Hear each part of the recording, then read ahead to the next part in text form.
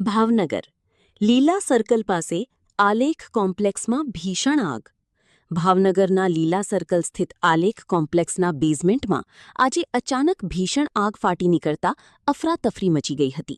ભાવનગરના આલેખ કોમ્પ્લેક્સમાં ભીષણ આગ લાગતા પાર્કિંગમાં અનેક વાહનો બળીને ખાખ.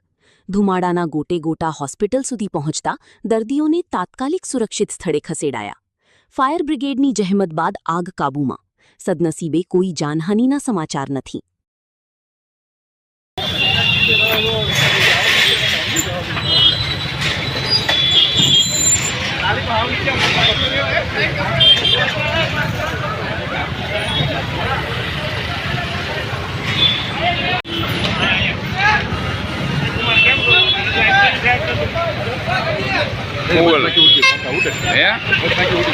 મધમાખી